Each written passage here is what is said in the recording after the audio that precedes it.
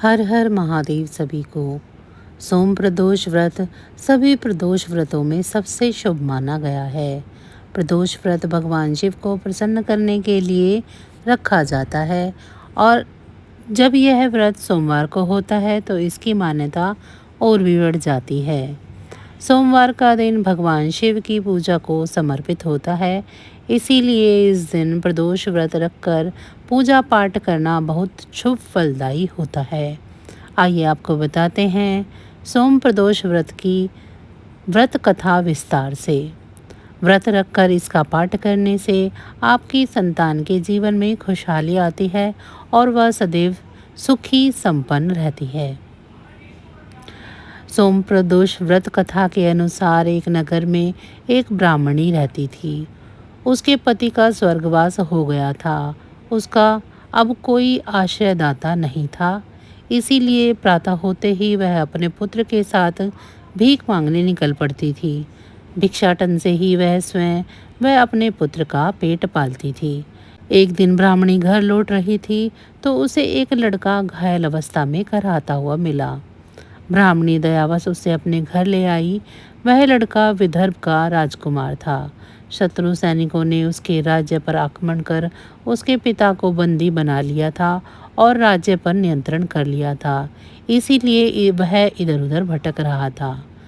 राजकुमार ब्राह्मण पुत्र के साथ ब्राह्मणी के घर रहने लगा। तभी एक दिन अंशुमती नामक एक गंधर्व कन्या ने राजकुमार को देखा तो वह उस पर मोहित हो गई। अगले दिन अंशुमती अपने माता पिता को राजकुमार से मिलाने लाई। उन्हें भी राजकुमार भा गया। कुछ दिनों बाद अंशुमती के माता पिता को शंकर भगवान ने स्वप्न में आदेश दिया कि राजकुमार और अंशुमती का विवाह कर दिया जाए। उन्होंने वैसा ही किया।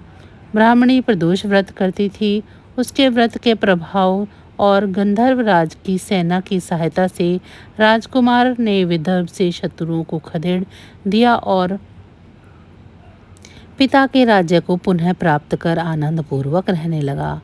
राजकुमार ने ब्राह्मण पुत्र को अपना प्रधानमंत्री बनाया और ब्राह्मणी के प्रदोष व्रत के महत्व से जैसे राजकुमार और ब्राह्मण पुत्र के दिन फिरे, वैसे ही शंकर भगवान अपने दूसरे भक्तों के दिन भी फिरते हैं। अतः सोम प्रदोष का व्रत करने वाले सभी भक्तों को यह कथा अवश्य पढ़नी और सुननी चाहिए।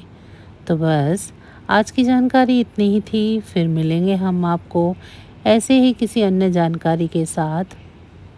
तब तक अगर आपको मेरी ये जानकारियाँ अच्छी लग रही हैं तो मेरी वीडियो को लाइक करें। चैनल को सब्सक्राइब नहीं किया है तो चैनल को सब्सक्राइब कर लें और कमेंट बॉक्स में हर हर महादेव ज़रूर लिखें। इसी के साथ अब मुझे दीजिए इजाज़त।